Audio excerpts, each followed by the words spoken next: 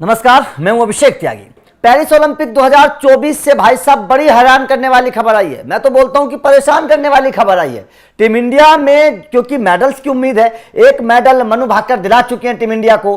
बेहतर परफॉर्मेंस सभी खेलों में भारतीय खिलाड़ी कर रहे हैं। बैडमिंटन में अपना पहला मुकाबला लक्ष्य सेन ने जीता था। आपको याद होगा 2 दिन पहले लक्ष्य सेन ने अपना पहला मुकाबला जीता था बैडमिंटन में। उसके बाद में लक्ष्य सेन से भी मेडल की उम्मीद जताई जाने लगी थी। कमाल की परफॉर्मेंस लक्ष्य सेन ने करके दिखाई थी, लेकिन भाई साहब खेल हो गया लक्ष्य सेन के साथ। लक्ष्य सेन के साथ खेल हो गया, उनकी मेहनत बर्बाद हो गई, बेकार हो गई। उस मैच का कोई लॉजिक नहीं बचा।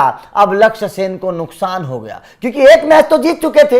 एक मैच जीतने के बाद उम्मीद जताई जा रही थी कि भाई साहब अब तो 2-3 मुकाबले और जीत जाएंगे, मेडल आ जाएगा। लेकिन उस एक मैच का वो एक मैच ही बर्बाद हो गया। उस एक मैच में की गई मेहनत बर्बाद हो गई केवल एक नियम के चलते।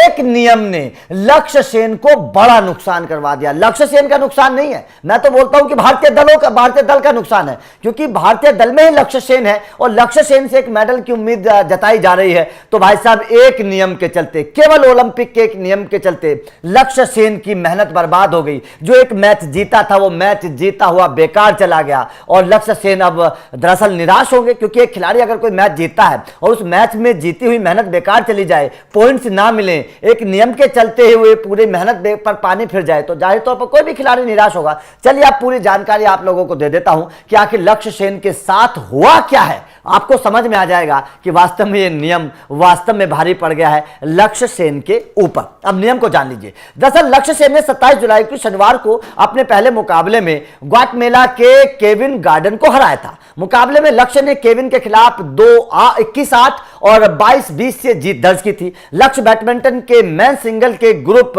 एल में मौजूद है और इस ग्रुप में लक्ष्य सहित कुल 4 खिलाड़ी मौजूद हैं। लक्ष्य से हारने वाले केविन गार्डन भी इसी ग्रुप का हिस्सा थे। अब केविन ने इंजरी के चलते ओलंपिक से अपना नाम वापस ले लिया है। केविन गार्डन को बाईं कोहनी में चोट लगी है। अब अगली जानकारी भी जान लीजिए, उससे पता चलेगा। ग्वाटेमाला के मेन सिंगल के खिलाड़ी केविन गार्डन ने पेरिस ओलंपिक 2024 की बैडमिंटन प्रतियोगिता से बाईं कोहनी में चोट के चलते अपना नाम वापस ले लिया।